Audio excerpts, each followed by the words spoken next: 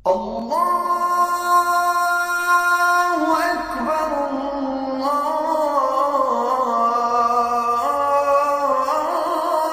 الله أكبر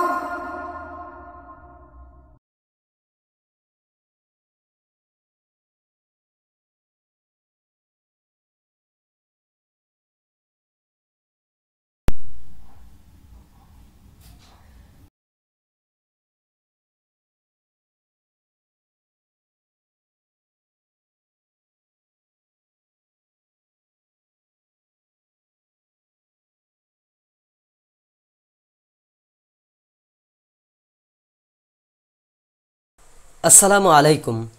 বিসমিল্লাহির রহমানির রহিম। আলহামদুলিল্লাহি রাব্বিল আলামিন ওয়াসসালাতু ওয়াসসালামু আলা সাইয়্যিদিল মুরসালিন। প্রিয় দর্শক, আশা করি সবাই ভালো আছেন। আল মুমিন ইসলামিক চ্যানেলে আপনাকে স্বাগতম। আজকে আমি আপনাদের সামনে যে বিষয়টি নিয়ে আলোচনা করব, মা ও বাবা এই চারটি ভুল করলে সন্তান অবাধ্য হবে। প্রতিটি পিতামাতা চায় তার সন্তান মানুষের মতো মানুষ হয়ে উঠুক, কিন্তু শুধুমাত্র চাইলেই সন্তান মানুষের মতো মানুষ হয়ে ওঠে না, তাদেরকে সঠিক পরিচালনা করা দরকার।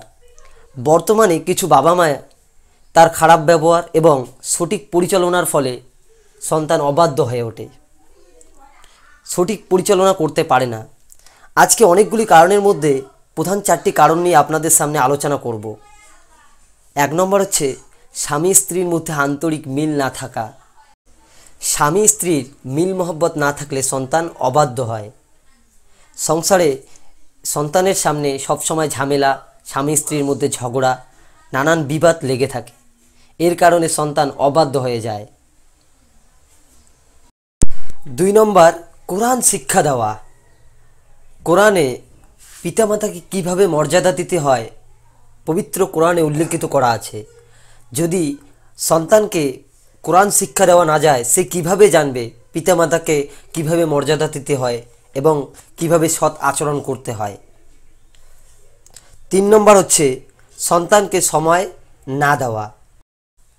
অনেক পিতামাতা আছেন বাচ্চাকে সময় দেন না, চাকরি বাকরির মধ্যে ব্যস্ত সব সময় থাকেন, বাড়ির কাজের লোকের দ্বারায় সন্তানকে পরিচর্যা করেন এবং পরিচালনা করেন।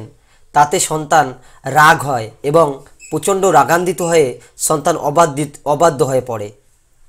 4 নম্বর, অতিরিক্ত শাসন।